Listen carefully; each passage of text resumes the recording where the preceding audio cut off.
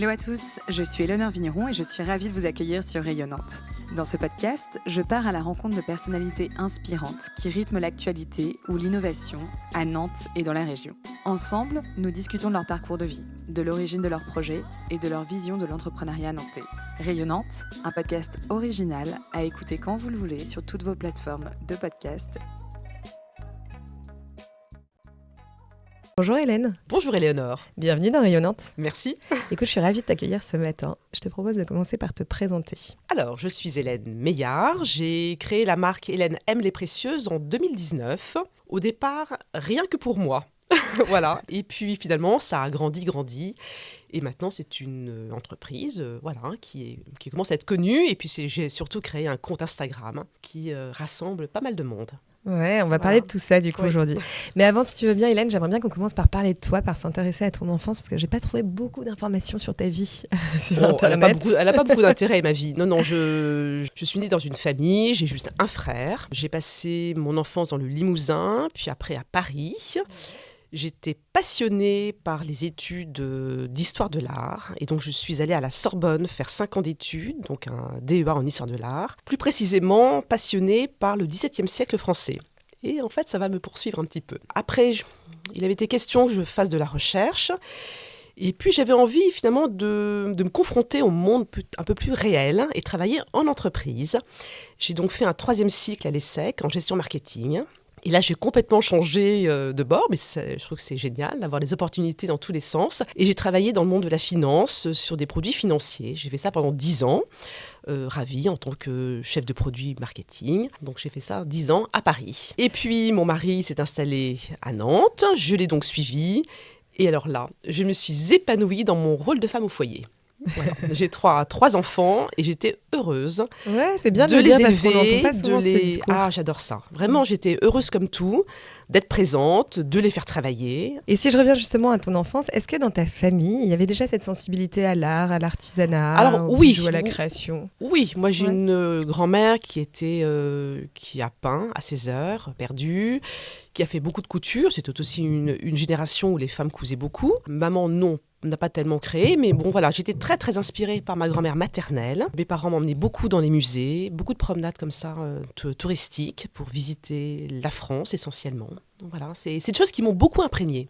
Et toi, qu'est-ce que tu aimais faire petite? Quels étaient un peu tes loisirs, tes passions? Alors moi, j'ai joué seule parce que j'avais un frère qui avait 3 ans de plus. Alors on était un peu ensemble, mais pas tant que ça. J'étais très, très féminine déjà, donc j'aimais bien jouer à la maîtresse, jouer à la poupée, jouer à la marchande. Et je m'inventais des univers complètement. J'étais complètement dans ma bulle. Et j'étais heureuse, j'étais une enfant très très gaie, souriante, et je m'autosuffisais. Voilà.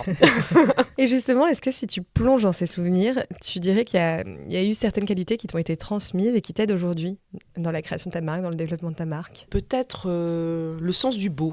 Le sens du beau qui m'a peut-être été inculqué, l'art de la table, porter des belles choses, les beaux bijoux de mes grands-mères, voilà. J'étais impressionnée par ça. Je ne suis pas du tout passée par la phase baba cool dans les années début 80 quand on est jeune ado. Non, j'ai toujours été attentive à être bien, à se mettre en valeur. Et ça m'a vraiment marquée. Et est-ce que c'est quelque chose que tu cherches à transmettre à tes enfants ? Ah oui, complètement. Complètement. J'ai toujours fait attention à la façon dont j'habillais mes enfants, à l'éducation que je pouvais leur donner, la façon dont il fallait se comporter par rapport aux autres. Le genre copain-copain avec des adultes, non. Je pense qu'elles l'ont pas mal intégré, en fait. Oui. C'est des choses toutes bêtes, mais par exemple, faire une jolie table le week-end pour les repas en famille. Voilà. Prendre le temps de leur montrer des belles choses. C'est une transmission, voilà. Ce sont des petits riens, en fait. C'est des petits riens, mais là, quand je les vois maintenant adultes, mariés, il y a des choses qui ont été transmises. Et pas tout, mais c'est évident. Tout le monde fait un peu son tri, mais un petit peu quand même. Et tu trouves que c'est des valeurs qu'on perd aujourd'hui dans notre société ? Il paraît, oui. Alors, en petite exclusivité, je vais sortir un livre. Alors, je vous en dis que pas plus, justement sur ce thème-là. J'ai un grand éditeur qui est venu me chercher pour un peu parler de tout ça. Alors, il n'y a aucune leçon à donner. Mon attitude, c'est pas de donner des leçons, c'est plutôt de montrer ce que je ressens moi. Et voilà, si ça peut inspirer des personnes, très bien. Alors avec ta marque Hélène Meillard Les Précieuses, tu vends notamment des bijoux, donc des boucles d'oreilles, des colliers, des bracelets, des barrettes, des lanières pour montres. D'où te vient toi ce goût pour la création ? Parce que d'abord j'aime ce qui brille, c'est à chaque fois ce que je dis, mais c'est vraiment ça. Et voilà, comme je dis tout à l'heure, j'étais très impressionnée par les bijoux de mes grands-mères. À chaque fois j'allais fouiller dans leur tiroir. Et j'aimais beaucoup quand elle les portait. Voilà, donc j'aimais ce côté élégant, chic, brillant. J'ai jamais fait de bijoux enfant, jamais. Ça m'a complètement passé au-dessus de la tête. Non, vraiment pas. J'ai été assez gâtée quand même. Et j'ai eu une montre très particulière avec un effet cliqué qui permettait de faire ses lanières soi-même. J'ai commencé comme tout le monde avec des petits bouts de ruban.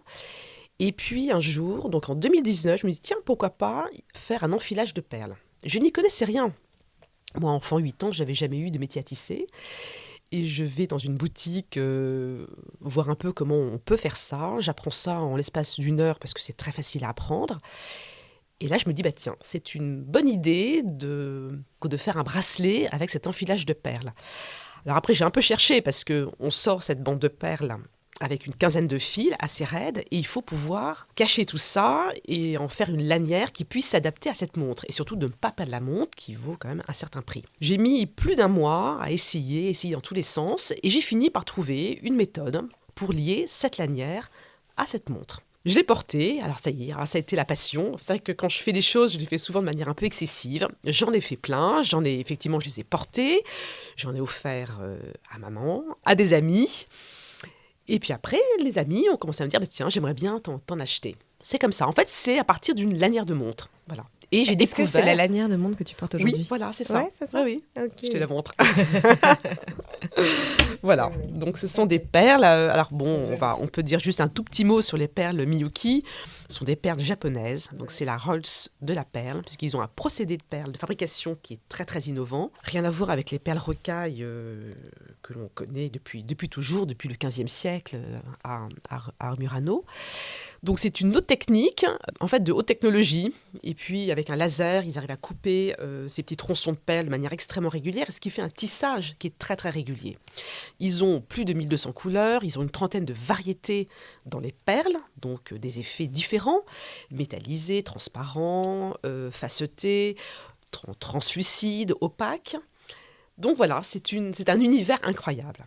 Et c'est vrai que enfant, j'ai toujours été attirée par les couleurs. Donc j'ai associé le côté bijoux qui brille, les couleurs, toute cette palette incroyable de couleurs, et je m'amuse beaucoup. Je vais rester un petit peu sur les débuts de ta marque, parce que du coup tu disais, donc j'ai commencé à en offrir à droite à gauche, et puis très vite il y a des amis qui t'en ont réclamé. Oui. C'est à ce moment-là que tu t'es dit, tiens, je peux en faire quelque chose, est-ce que je pourrais pas créer une marque ? Oui, enfin, c'est pas vraiment venu à moi qui ai pourtant fait du marketing. Ça n'a pas été très, très planifié, tout ça. Je me suis amusée donc, rapidement. Donc, j'ai inventé mon petit truc en février ou en mars. Je me suis inscrite en tant qu'auto-entrepreneur rapidement.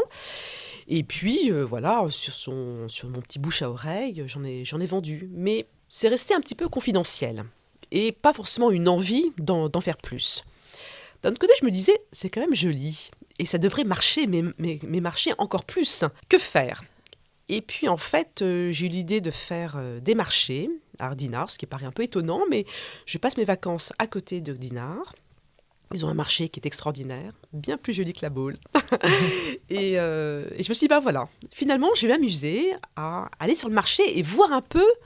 Parce que c'est vrai qu'au début, je ne vendais qu'un entourage. Qu'à ton cercle de proches. Qu'un cercle d'amis et d'amis d'amis. Mais là, voir un peu ce qui... Alors, c'était pas non plus évident, ce fameux marché, parce que je ne faisais que des lanières pour une montre très spécifique, quand même une montre de joaillerie. Il fallait encore trouver la fameuse cliente qui se promène au marché de Dinard, qui va acheter ses tomates et qui dit, tiens, pourquoi pas, je vais acheter une lanière. J'en ai un peu trouvé de ces clientes. J'ai eu un bon retour. Alors, ça n'a pas été énorme, mais peu importe. En fait, j'étais heureuse de faire ça. C'était une activité, et je l'avais dit déjà une autre fois, c'est que certains font du tennis ou du bateau. Moi, je faisais les marchés. Donc voilà, et en fait... C'était en 2019, 2020 ? C'était en 2020. 2020. 2020. Ok, donc ça faisait 1 an que tu avais fait... Et déjà, il y a eu un bon retour. J'aimais beaucoup cette ambiance de marché qui était absolument improbable. On m'aurait dit à 30 ans, tu feras les marchés un jour ? Non. Mais en fait, si, c'est très très sympa. Et tu les fais toujours. Et je les fais toujours sur oui, le marché de oui, Dinard. L'été, toujours, uniquement ouais. Dinard, parce que maintenant je connais bien le placier. C'est vrai que c'est pas toujours facile d'avoir une place, mais bon, j'ai eu peut-être cette chance d'avoir finalement toujours une place qui m'est attribuée pendant l'été. Alors je le fais pas tous les 3 jours par semaine, mais j'en fais une fois par semaine, entre juillet et août. Et donc, outre les marchés, tu vends aussi sur ton site internet? Alors après, j'ai commencé à me dire, bah, tiens, finalement, il y a Instagram. Alors, Facebook, c'est bizarre, je n'y comprends rien, je sais même plus comment j'ai même plus les codes, enfin bon, c'est... Mais voilà, je me suis dit, Instagram, j'arrive à un peu mieux appréhender, bon, peut-être différent, je sais pas. Et j'ai commencé à y mettre des photos. Alors ça a gentiment grossi, mais c'était 200 followers, 300, puis après 1000 followers, mais ça n'allait pas vraiment plus loin. Et ça n'a été qu'en 2021, je pense, où j'ai commencé à faire des vidéos. Et là, c'est parti. C'est une nouvelle histoire qui commence. C'était le début de ta vie d'Instagrammeuse, de créatrice de bijoux à succès sur Instagram. Oui. Ouais, parce qu'aujourd'hui, tu as quand même une communauté de presque 90 000 personnes qui te suivent sur Instagram. C'est énorme. Toi, tu disais quelle était ta relation avec les réseaux sociaux avant de commencer? Tu disais que tu n'aimais pas du tout Facebook.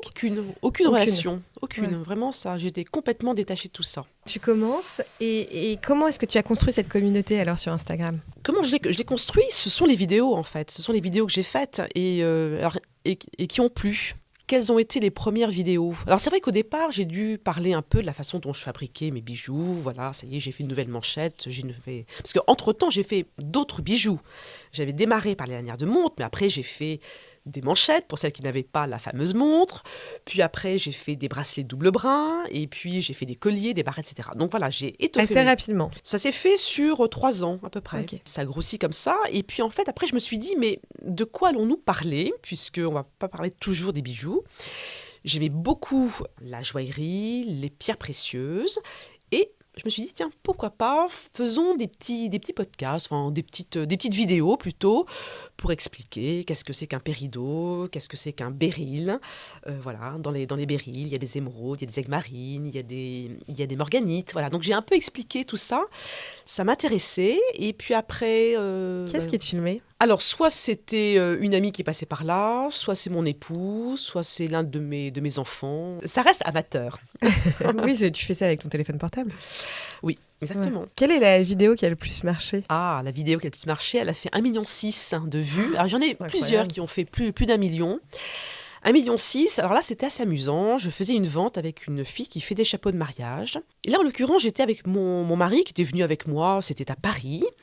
Et puis on s'est dit tiens, c'était une vente qui avait lieu dans un appartement, on descend dans la rue, je lui emprunte le chapeau le plus extravagant de sa gamme. J'avais un peu prévu le coup puisque j'étais venue de Nantes avec une tenue qui pouvait faire un peu mariage, un manteau bleu marine, je n'étais pas en jean.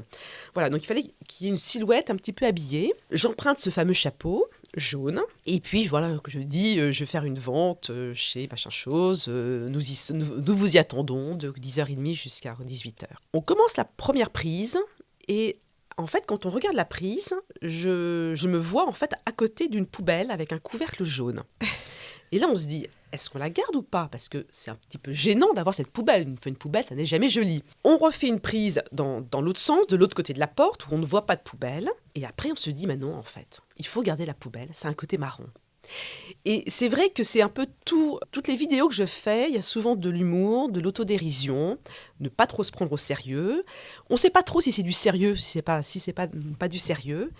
Et là, on s'est dit, on va garder la poubelle. Et alors là, ça a été l'explosion totale parce que beaucoup de gens ont compris en fait cet humour de second degré en fait. Ouais, voilà, c'est la ce fille décalage. c'est ce décalage entre la poubelle, des papiers avec son couvercle jaune et ce chapeau du même jaune. Voilà, ça a été parce que dingue. c'est bien que tu dis ça, Hélène, parce que tu sais que c'est une grosse question. Quand je prépare mes interviews, j'interroge toujours la communauté de Rayonnante pour savoir quelles questions ils poseraient à mon invité. Et c'est vrai que c'est une question qui est souvent revenue quand je les ai interrogés sur la préparation de ton interview. Est-ce que c'est du sérieux? Est-ce qu'elle est dans l'humour? Est-ce qu'elle est dans l'ironie? Sur quel registre elle est? Et je pense que ça intrigue beaucoup les gens. Oui, alors ça intrigue. Alors, si vous voulez, ce que je peux dire, c'est que j'ai un peu construit un personnage. Alors, je suis moi, voilà, ça se voit quand même. Je suis comme ça. Oui, parce que là, moi, je te vois, je trouve que tu n'es pas très éloignée de ce que je vois sur Instagram. Non, je ne suis pas très, très éloignée, parce que voilà, j'ai une façon de parler qui est comme ça, ben voilà, bon.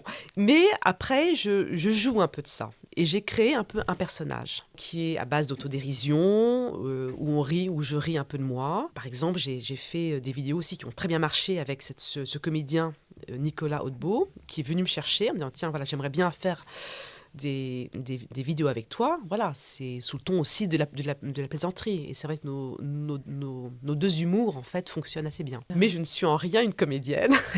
Et ça reste, voilà, il y a un ton quand même très, très amateur. Mais c'est assez maîtrisé néanmoins. Quand je fais une prise, j'en fais pas qu'une, j'en fais 15. Parce que d'abord, il faut que le phrasé soit le plus fluide possible, que le vocabulaire soit relativement choisi. Donc voilà, c'est travailler un peu sur le texte. Mais du coup, c'est très réfléchi en amont ou tu restes spontané ? C'est les deux. Les deux ? C'est les deux. J'ai un peu réfléchi au scénario, à ce que je vais dire. J'ai un peu récité par cœur ce que j'allais dire. Après, je fais plusieurs prises et puis pof, il y a un mot que j'oublie. Et bon, voilà, je suis un peu tête en l'air. Et à la fin, je me dis, ça y est, c'est bon. C'est la bonne prise. Et après, hop, tu diffuses.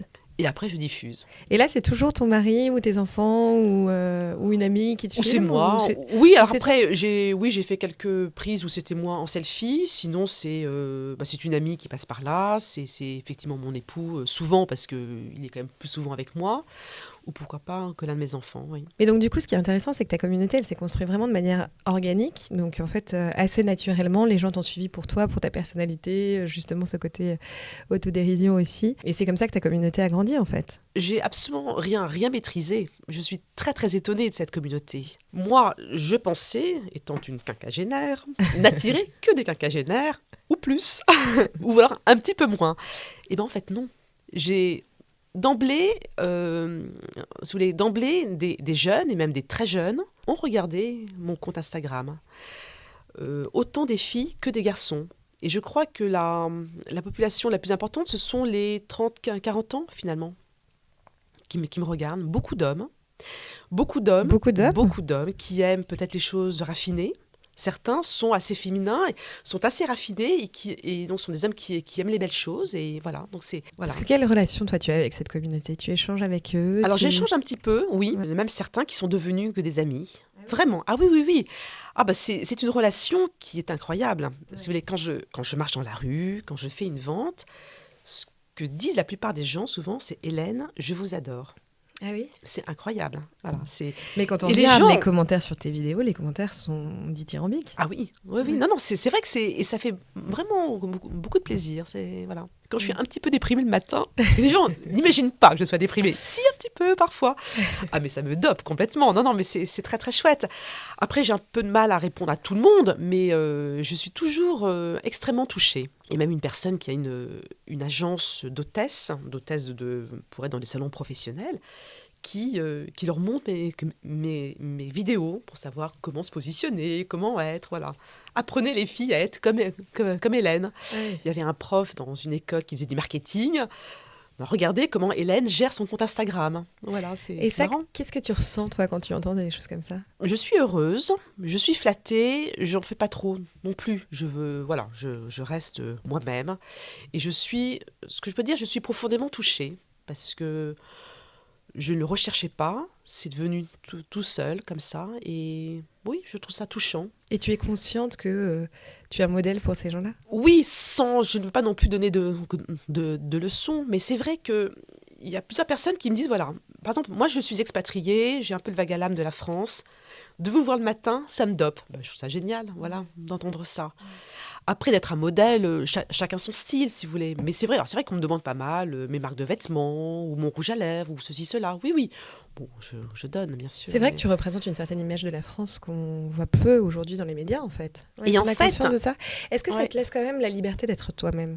Alors, complètement. Je suis complètement moi-même. Je fais pratiquement pas de partenariat de collaboration avec des marques de vêtements, parce que je vais être libre de porter ce que je veux. Une fois avec un couturier, j'ai porté ses vêtements, c'était pas moi. Ça m'a pas plu. Voilà, donc d'être libre. Après, bon, voilà, Il y a une marque de foulard que j'aime beaucoup, ça je les porte avec beaucoup de plaisir, voilà, je m'identifie à eux. Mais On te sollicite beaucoup? un petit peu, oui. Un petit peu. Oui, Ouais. un petit peu. Ouais. Oui, oui. Et tu sais, on parle souvent avec les réseaux sociaux d'une relation amour-haine. Comment est-ce que tu gères, toi? Est-ce que déjà, il y a des gens on appelle ça des haters, qui t'écrivent justement pour te questionner ou alors tout simplement pour t'invectiver? Et comment est-ce que tu gères cette relation? Comment est-ce que tu te protèges de ça aussi? Moi, ça me dérange pas enfin, je m'en fiche. Je me dis, les pauvres, quoi.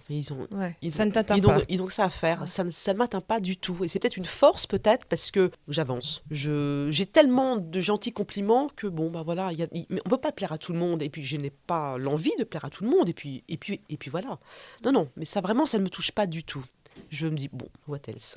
Pas très grave. Et si tu avais un conseil à donner justement à quelqu'un qui veut lancer sa marque aujourd'hui sur Instagram, sur les réseaux, pour qu'il puisse avoir une communauté aussi grande que la tienne au bout de quelques années? Déjà, être vrai et faire les choses que l'on aime. Pas forcément tout programmer au départ. Je veux faire ça parce que c'est quelque chose qui plaît actuellement, qui est à la mode. Non.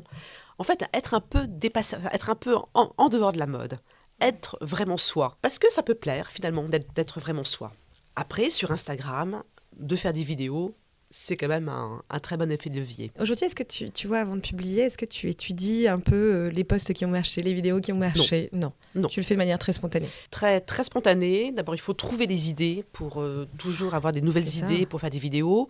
Et c'est l'opportunité. C'est comme ça. J'y pense comme ça. Par exemple, voilà, j'étais en voiture, j'écoute une émission et c'était une prof de fac de lettres qui parlait de la littérature française forcément et surtout de Phèdre. Et là, je me suis dit, Phèdre? Mais j'ai adoré Phèdre quand j'étais en première. Et ça, c'était un moment de rêve, avec une prof qui nous a enthousiasmés. Et je me suis dit, mais il faut que je fasse une vidéo sur Phèdre. Sur Phèdre. Et elle disait, voilà, il y a un vers dans Phèdre qui est le summum de la littérature française. Et je me suis dit, il faut... donc elle le cite. Je le vis, je rougis, je pâlis à sa vue. Athènes me montra mon superbe ennemi. Je le vis, je rougis, je pâlis à sa vue. Après, c'est quoi? Je sais plus. Ah là, je pourrais passer des LL. Oui. Même si j'ai étudié Phèdre aussi en première, mais là, je pourrais pas t'aider. Oui, enfin bref, je sais plus bien. Mais voilà. Déjà, c'était très beau. Et ça, je me suis dit, c'est formidable. Et il faut que je recherche ce passage-là et que je le lise. Et du coup, j'en ai fait une petite incisive sur ma prof de français, voilà, que j'aimais beaucoup. Voilà, donc ce sont comme ça des petites occasions. Est-ce que tu montres tout de ta vie? Non, absolument pas. Non. Tu te protèges aussi. Tu parlais un peu de ta famille en disant que justement tu... Oui, je ne montre pas ma maison non plus. Non. Ouais, tu es assez consciente en fait aussi des dérives des réseaux sociaux. Faire un peu attention quand même. Et puis, après, c'est aussi un personnage que je montre. On n'a pas forcément besoin de voir une intimité. Non, ça n'a aucun intérêt. Je me disais, ça peut te prendre quand même beaucoup de temps au quotidien de penser au contenu, de le produire, de le mettre en ligne, de gérer cette communauté. Et puis, en parallèle, tu as quand même ta marque, tes créations qui doivent te prendre aussi beaucoup de temps. Comment est-ce que tu fais pour gérer ton emploi du temps? Alors, je le gère. Comment? C'est un peu compliqué, c'est un flux super tendu. C'est du matin au soir. J'ai beaucoup de commandes et les commandes prennent beaucoup de temps. Voilà. Donc, après, je dis à mes clientes, vous savez, c'est un travail de patience. Donc, à vous aussi d'être patiente. Voilà, c'est une façon de... Tu éduques tes clientes. Mais c'est vrai que c'est long parce que il y a animé le compte Instagram, il y a animé la boutique en ligne, la fameuse e-shop. C'est assez compliqué pour moi. Après, il faut faire tous les emballages. Et je prends toujours beaucoup de soin à emballer tous ces bijoux parce que j'aime bien. Je trouve que c'est sympathique de recevoir un joli paquet. Je me mets à la place de mes clientes. Donc, je prends beaucoup de temps pour faire ça. Puis, il y a tes créations. Et il y a mes créations, il y a mes fabrications, puisque c'est moi qui fabrique tout ce qui est à base de perles Miyuki, c'est moi qui les fabrique, seule. Parce que... Alors, j'ai fait travailler quelques petites jeunes qui étaient stagiaires, soit qui m'avaient été envoyées par la Chambre des métiers, soit des stagiaires qui faisaient des stages dans leurs écoles. Mais c'est vrai qu'il faut que ça dépote très, très vite. Et j'ai en fait pas le temps de prendre le temps de leur expliquer. Et voilà, donc...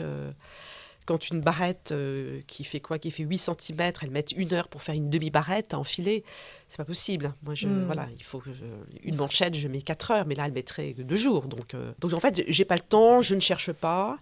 Et puis, ça reste une activité solitaire, mais moi, j'aime bien.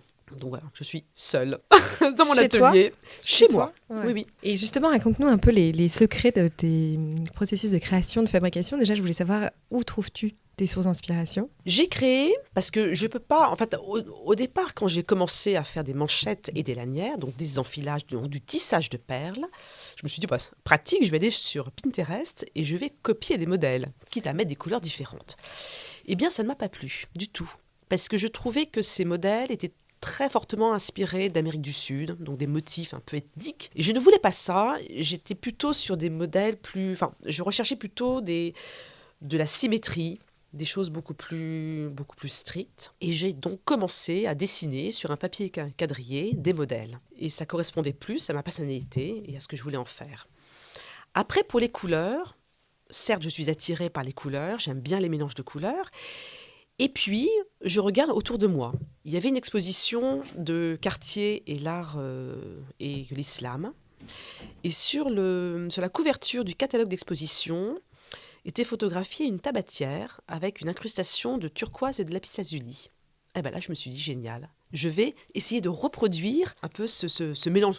C'est un mélange de couleurs qui est assez banal, mais néanmoins, voilà, l'effet rendu de cette tabatière, qui était très belle, qui était un truc ancien, j'avais envie de refaire un peu l'équivalent. Par exemple, pour une manchette, une cliente m'a demandé de faire une manchette qui pouvait se rapprocher d'un collier, qui était une sorte de plastron, qui venait d'Inde, un collier ancien acheté en salle des ventes, qui venait d'une ethnie très particulière. Donc c'est un cloisonnement de pierres précieuses, d'émeraudes et de rubis. Et sur une bordure, il y avait des perles fines. Et je me suis dit, voilà, je vais faire ça, je vais faire un peu la même chose avec mon enfilage de perles. Et des perles naturelles d'eau douce, voilà, des perles de culture. Elles viennent d'où tes perles? Tu te sources où? Je les achète chez un lapidaire à Paris, donc ce sont des perles de Chine, donc des perles d'eau douce, mais achetées chez un lapidaire, donc d'une jolie qualité. Donc quand je vais chez ce lapidaire, alors c'est un endroit extraordinaire, le lapidaire, c'est un magasin de bonbons. Ah oui? Vous avez sur les murs, plein de petits casiers avec tous les saphirs rangés, les roses, les bleus, les jaunes, toutes les émeraudes. Enfin, c'est extraordinaire. Moi, j'adore être là. Comment est-ce que tu l'as trouvé, ce lapidaire? Parce que quand j'achète mes fournitures dans le 3e arrondissement à Paris, il y a autant les fournitures de bijoux fantaisie que les fournitures, que les lapidaires. Voilà. Et donc, en tant que professionnelle, j'ai accès à ces lapidaires. Maintenant, je les connais bien, je vais toujours chez le même. Et comment tu choisis tes perles? Est-ce que tu choisis en fonction de tendance, en fonction des retours de ta communauté, en fonction des demandes de tes clientes? Mais non, même pas. Même pas? Je fais ce que j'ai envie de faire. Alors c'est vrai que non, quand même. Il y a des clientes qui viennent me voir en disant, voilà, j'ai une tenue avec des couleurs qui sont celles-là. Est-ce que vous pouvez me faire une manchette qui va reprendre exactement les couleurs? Et ça m'amuse parce qu'on ne peut pas penser à toutes les combinaisons de couleurs. Et là, ça me donne plein de nouvelles idées. J'ai fait des choses que j'aimais bien à partir de ces clientes. Et parce que toi, tu produis un peu en avance ou tu non. fais que sur commande? Non, enfin, je produis un tout petit peu en avance. Alors, tout ce qui est collier, barrette, oui, ça, je les produis en avance. Et puis, je fais sur commande les lanières qui sont vraiment du sur-mesure, puisque c'est adapté au poignet précisément. Ça, c'est pour les montres. Et les manchettes, j'en fais quelques-unes en avance. Et sinon, j'arrive, lorsque je fais des ventes, soit à Paris, soit sur les marchés, avec toutes mes manchettes à moi, qui sont en fait des modèles. Alors je leur dis sur le stand, tout ce que vous voyez, je ne les vends pas. Alors, les personnes sont un peu intriguées. Je dis non. Voilà, ce seront des commandes. Et entre le temps où elles commandent et le temps où elles récupèrent du coup leur manchette ou leur collier, il peut se passer combien de temps? 2 à 3 mois pour une manchette. Pour une manchette, pour une lanière, 2 à 3 mois. Parce que tu as un carnet de commandes, parce que tu disais que ça te prenait 4 heures pour faire une manchette. Oui, et puis alors je ne peux pas en faire 2 dans la journée, parce que c'est quand même un peu... C'est une prise de tête quand même, enfin on est très... Voilà. Donc j'en fais qu'une, après d'un côté j'ai d'autres choses à faire, donc j'en fais qu'une par jour. Et c'est vrai que depuis que j'ai commencé, je n'ai pas arrêté d'avoir des commandes toutes les semaines. Tout le temps. Et est-ce qu'il y a un bijou que tu préfères, toi? Ce sont ces manchettes. Voilà. Ces manchettes. Ça, c'est une couleur qui est très particulière, qui est un peu flashy, mais voilà, ce sont ces manchettes gancées de perles de culture d'eau douce. Je trouve ça joli. Enfin, voilà, je trouve ça joli. Et est-ce que c'est celui que tu vends le plus? Ce que je vends le plus, ce sont peut-être plutôt les colliers. Après, c'est une question de prix aussi. C'est normal, hein, ça devient cher. Tes prix varient, c'est assez accessible, tes prix varient entre 60 €, je regardais, Et alors, après, ça monte. Oui, c'est plus... Comment dire, il y a des monobrins à 30 €, des colliers, des doubles brins à 60 €, des barrettes à 70, et puis après, donc des colliers 60. Ça dépend, certains colliers qui ont beaucoup de perles de culture, parce que c'est vrai que la matière première est quand même chère. Après, ça monte à 150, à 200 et plus, oui. Et est-ce que, je me demandais si l'aspect durable, éthique du sourcing, c'est quelque chose qui est important pour toi? Ou pas forcément? Enfin, l'impact environnemental aussi du sourcing de tes matières premières? Alors là, ça c'est une question. Pas du tout. J'ai pas tellement le choix. En fait, les perles que j'utilise sont des perles Miyoki, qui sont des perles japonaises. Elles vont faire quand même un petit peu le tour du monde avant d'arriver en France. Mais c'est comme ça. On peut pas. Il n'y a pas d'autres perles. Il n'y a pas d'équivalent en France. Non, il n'y a pas d'équivalent. Ouais. Alors après, je les achète pas au Japon. Je les achète en France, sur un site, parce que les boutiques n'ont pas toutes les couleurs. Il y a tellement de couleurs que si on va dans une boutique, on aurait une 50aine de choix, et encore. Donc il y a un site internet qui les vend. C'est pas toujours facile de faire des choix, parce qu'on voit pas forcément bien les couleurs, bien le rendu, mais voilà, Moi, je travaille à peu près avec 500 couleurs. Voilà, 500 couleurs. Ouais. Ça me paraît énorme. C'est beaucoup. Ouais, c'est beaucoup, mais c'est ça qui est joli. C'est un travail sur la couleur, oui. Plus que le modèle, en fait, en tant que tel. Oui. Tu varies tes en modèles? fait, les modèles, je n'en crée plus tellement.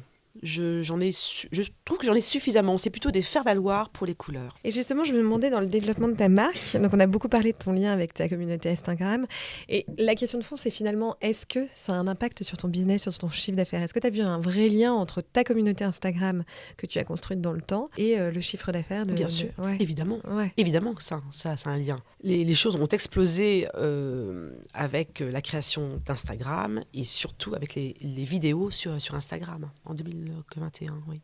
En 2021, oui. Et c'est vrai qu'un petit exemple, je recherche un lieu pour faire une vente. L'exemple, par exemple, de l'île de Ré. Voilà, je fais une vidéo et je dis donc à ma communauté, je recherche un lieu à l'île de Ré. Je ne connais personne à l'île de Ré. Je n'ai pas de famille, je n'ai pas d'amis. Donc, personne ne peut me recevoir. Je fais cette vidéo. Je suis contactée par un hôtel, par un très, très joli hôtel, que la Baronnie, qui me contacte. OK, on choisit une date ensemble. Après, je fais plusieurs vidéos pour annoncer la vente. Et là, les gens viennent. C'est incroyable. Alors que je ne connaissais personne. Les gens viennent et achètent. Ah, les gens viennent et achètent. Vraiment. C'est un vrai impact. Ouais. Sur le marché de Dinard, il y a pas mal de monde. Alors, c'est vrai que c'est assez marrant, l'ambiance marché de Dinard, parce que, c'est comme ça, je suis un peu atypique. Je m'habille pour aller sur mon marché. Donc, quand il fait beau, j'ai des robes de cocktail. Voilà, je ne suis pas forcément en jean et Ce que j'allais te dire, Hélène, le marché de Dinard, c'est quand même assez chic. Pour l'avoir fait plusieurs fois, les gens sont quand même un peu habillés. Oui et non. Bon, c'est sûr qu'ils sont pas en robe de cocktail. Oui et non. Mais peu importe. Et c'est marrant parce que j'ai l'impression, je fais en sorte de monter sur scène. Voilà. J'ai mes tables sur le marché et je monte sur scène. Et je fais mon ambiance.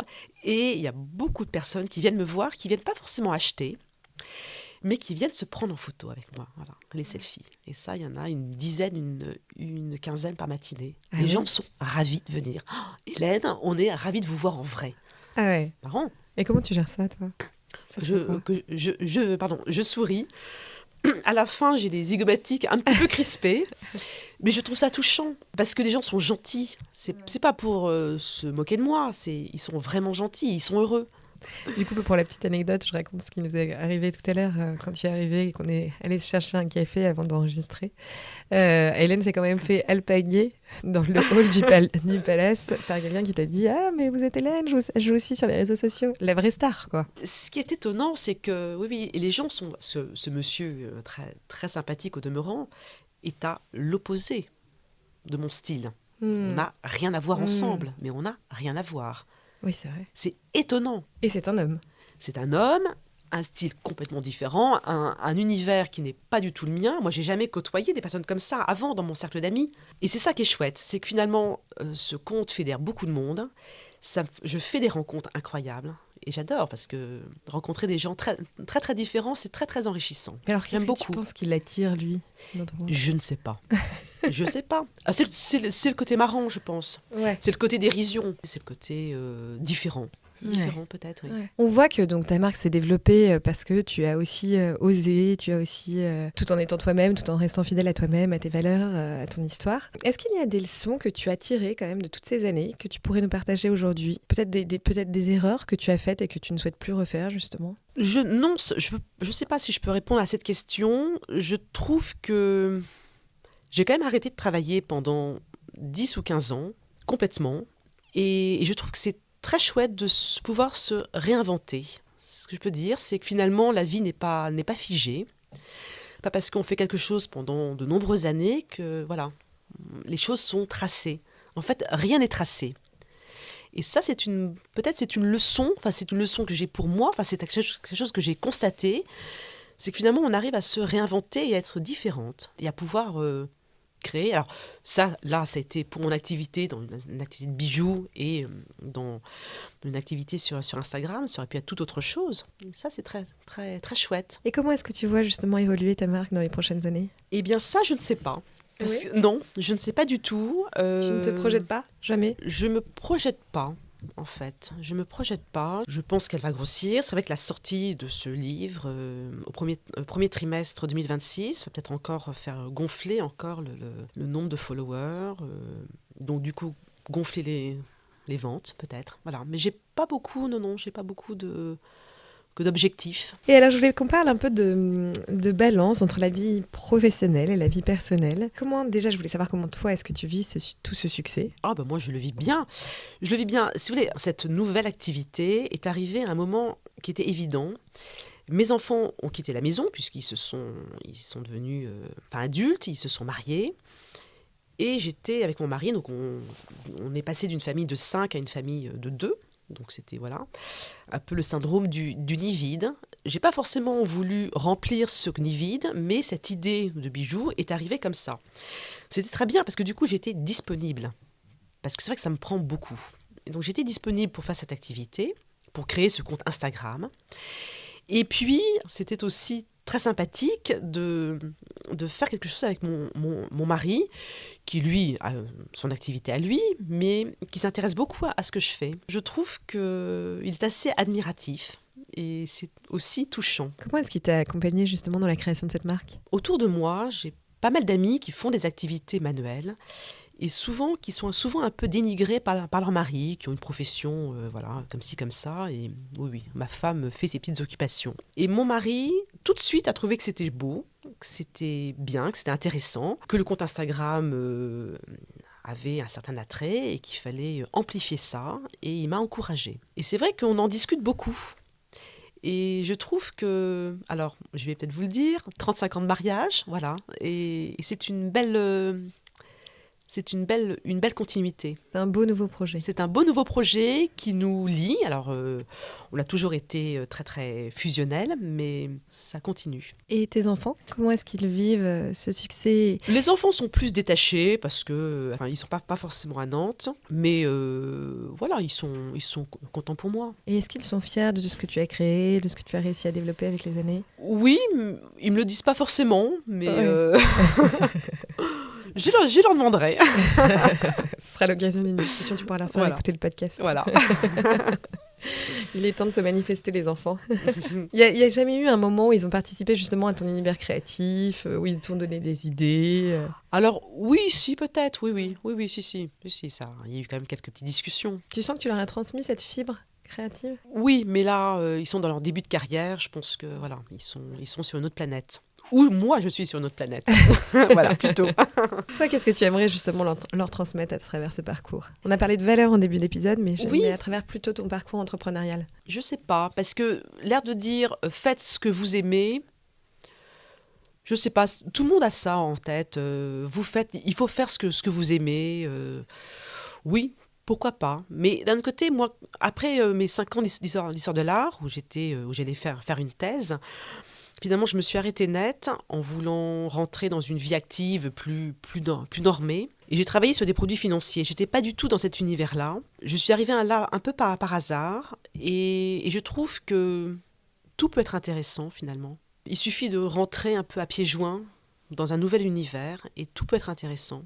Donc, l'air de dire faites allez là où vous voulez aller, faites ce que vous aimez. Oui, mais je sais pas si c'est un très bon conseil. Pourquoi ? Parce que d'abord, il faut un peu se forcer à faire les choses. Le travail n'est pas forcément une partie de plaisir. Hein. On travaille pourquoi ? Pour se nourrir, pour entretenir sa famille. Donc, il faut y aller. Voilà, on y va. Et essayer dans ce travail-là de chercher le plus possible à s'épanouir. Voilà. Moi, c'est un peu ce que j'ai vécu quand j'ai fait cette activité professionnelle à Paris au début quand j'avais une trentaine d'années. Et finalement, j'en ai tiré une certaine fierté, de dire voilà, je me suis dépatouillée dans cet univers-là qui n'était pas forcément le mien. Là, c'est vrai que je fais quelque chose qui me plaît, et c'est très bien, mais peut-être qu'il n'aura qu'un temps aussi. On verra, on pourra peut-être se réinventer encore sur autre chose. Et tu parles de plaisir. Quels sont tes plaisirs à toi qui te permettent justement un peu de t'évader de ce quotidien qu'on imagine bien chargé, puisque tu as vu ce que tu nous as raconté ? C'est s'intéresser, c'est lire, s'intéresser aux belles choses, c'est visiter des beaux endroits, c'est s'imprégner de tout ce qu'on peut observer, mais s'imprégner du beau. Alors, je fais pas mal de vidéos sur ce que je vois en France. Je trouve que la France, c'est peut-être le plus beau pays. Et c'est vrai que je trouve que c'est très, très important de faire des belles visites, des belles rencontres. Voilà, je trouve que c'est enrichissant et ça donne beaucoup de joie. Voilà, c'est ça le plaisir. Et je vais terminer cet entretien par ton lien avec Nantes, et qui peut rebondir aussi sur cette question de plaisir, sur cette question de beau, de visite. Je voulais savoir, toi, quel lien particulier tu entretiens avec Nantes. Donc, si j'ai bien compris, tu es arrivée à Nantes en 2019. Je suis arrivée à Nantes en 2002. Et quel lien entretiens-tu avec Nantes alors ? J'aime Nantes. D'abord, j'habite dans le centre-ville. Je ne pouvais pas imaginer habiter ailleurs que dans le centre-ville. Je marche beaucoup. Je lève beaucoup la tête. Je regarde des beaux immeubles, parce qu'il y en a encore, des très très beaux. Je fais partie d'un groupe de visite. Donc c'est un groupe d'amis. On est une quarantaine. On visite beaucoup Nantes. Voilà. Nantes et les extérieurs de Nantes. Je trouve que c'est une ville, quoi qu'on en dise, qui reste agréable. Parce qu'évidemment, on critique pas mal Nantes, mais enfin, je pense que toutes les villes sont un peu sur le même plan. Donc voilà, on fait abstraction de ça. Nantes reste quand même une belle ville. Et quelle est la visite qui t'a le plus marqué alors ? Il n'y a pas un lieu. J'ai beaucoup aimé que la cathédrale. Voilà, visiter la cathédrale, que l'on va pouvoir revisiter, ou on va pouvoir y aller, même assister à des messes, voilà, à la cathédrale, aller au cours Cambronne, je trouve ça très très beau, se promener sur l'île Feydeau, aller au musée d'Aubray, pourquoi pas, voilà. Est-ce qu'il y a des adresses que tu souhaiterais nous partager aujourd'hui ? J'adore aller à l'Atlantide, voilà, c'est... Qui n'est pas dans le centre. Qui n'est pas dans le centre, qui est dans un joli quartier de Chantenay. Voilà, j'aime beaucoup aller à l'Atlantide. Après, je vais assez peu dans les boutiques parce que je travaille quand même pas mal. Je suis beaucoup chez moi. Je vais faire quelques petites emplettes. Alors là, c'est pas grand-chose chez Saucine Green parce que j'aime bien acheter des petites boîtes pour mes emballages. Voilà, de temps en temps, j'envoie mes bijoux dans des petites boîtes. Ils ont de très jolies petites boîtes. Et tes bijoux, attends, je t'ai pas demandé, tu les envoies dans le monde entier ? Très étonnamment, ma clientèle est franco-française. Alors, si je les envoie dans le monde entier, c'est pour des Français qui sont expatriés. D'accord. J'ai pas vraiment de clients étrangers. Eh ben tant pis, c'est pas grave. Moi, de toute façon, je suis très très française, donc c'est pas très grave. Voilà, mais effectivement, j'en ai envoyé en Belgique, parce que les Belges sont quand même assez francophones. Aux États-Unis, mais je soupçonne que c'était des Français. Oui, dans pas mal de pays, mais essentiellement en France. Et en France, dans toute la France. Oui, c'est ce que j'allais te demander, pas en France. Autant dans les villes que dans les zones rurales, dans les zones urbaines. Exactement, oui. Ça m'amuse quand je fais les enveloppes. Voilà, je vois des tas de codes postaux qui sont, que je ne connaissais pas. Merci Hélène pour ton temps Merci, aujourd'hui Léonore. et Merci. pour ta transparence aussi. Avec plaisir. Je te souhaite une belle journée. À toi aussi.